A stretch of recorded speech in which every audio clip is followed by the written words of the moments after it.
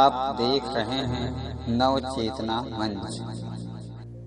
यदि हमारे वीडियो आपको पसंद आए तो वीडियो को ज़्यादा से ज़्यादा लाइक, शेयर और कमेंट कीजिए। और यदि आप हमारे चैनल में नए हैं तो चैनल को सब्सक्राइब कीजिए, बेल आइकन बटन को ज़रूर दबाइए, जिससे आने वाली नई वीडियो का नोटिफिकेशन आपको पहले मिले। मैं राजेश कुमार, जनपद पीलीभीत, उत्तर प्रदेश से नवचेतना मंच में वाद विवाद प्रतियोगिता में सदल पटल पर रखा गया विषय विकलांगता के लिए तकनीकी वरदान है या अभिशाप।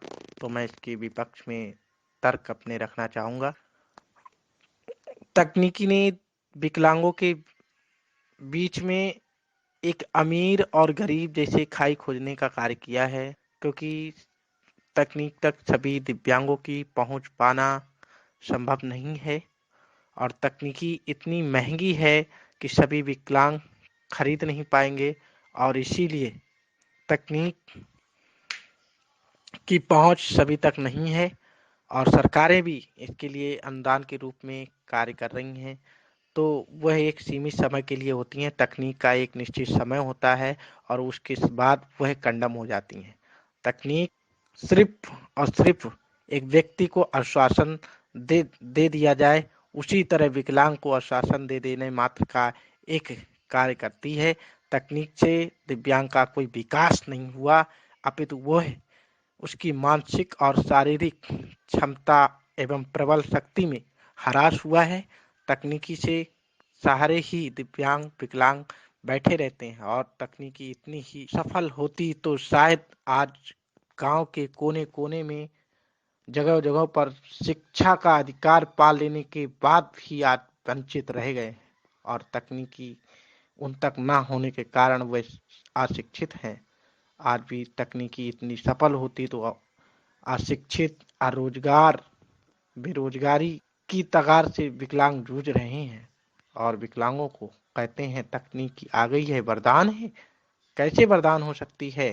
तकनीक पर सभी की पहुंच नहीं है सामान्य रूप से और विकलांग चाहे वो दृष्टिबाधित हो, चाहे श्रवण बाधित हो, चाहे अन्य चलन मात्र हो, मोटर ट्राई साइकिल एवं दृष्टिबाधित के लिए लैपटॉप सॉफ्टवेयर, श्रवण बाधित के लिए सुनने के यंत्र, उन तक तक उनकी पहुंच नहीं है और दिव्यांग विकलांग सिर्फ गरीब परिवार में होते हैं। सभी के लिए उनके अनुरूप संसाधन उपलब्ध हो पाना संभव नहीं हो पाता है। आज भी तकनीक जो है दिव्यांग तक ना तो सामान्य रूप से उपलब्ध हो पाई है। तकनीकी आ जाने से ना सार्वजनिक स्थानों पर, बस स्टैंड और स्टेशनों पर कोई उन्हें तकनीकी का प्रशिक्षण भी नहीं दिया जाता है और कहीं देखने को नहीं मिलता है और तकनीकी ने आकर उन्हें सिर्फ और सिर्फ एक सहारे सहारा देकर सिर्फ और सिर्फ बीच में छोड़ देने का कार्य करती हैं। तकनीक सिर्फ बीच में रुक जाती है, उसका एक निश्चित समय होता है और तकनीक में बटन पुर्जे अनियंत्रित हो जाने से दिव्यांगों का बहुत ही नुकसान हो जाता है, जिसके कारण उन्हें नुकसान उठाना पड़ता है।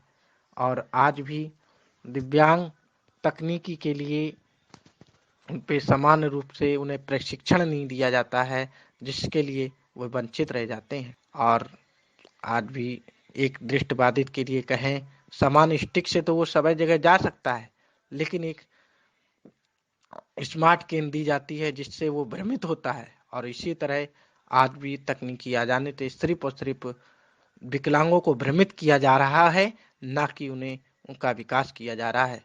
और ऊंच नीच की खाई भी है और इसके लिए दिव्यांग के लिए तकनीक ने वरदान नहीं अपितु अभिशाप का कार्य किया है, क्योंकि दिव्यांग सामान्य जन के बीच में ऊंच नीच की खाई खोद रही है तकनीक और सभी लोगों को सामान्य रूप से तकनीक नहीं दी जा रही है। सरकारें इनके लिए उपलब्ध करा रही हैं, फिर भी वह कुछ महीनों में चलकर खराब हो जाती हैं, जिसके बाद दिव्यांग का जीवन अधर में ही रुक जाता है और वह शिक्षा अपने मन को मार कर बैठ जाता है। इसीलिए तकनीकी ने दिव्यांग के रूप में वरदान नहीं अपितु अभिशाप का कार्य किया है। धन्यवाद।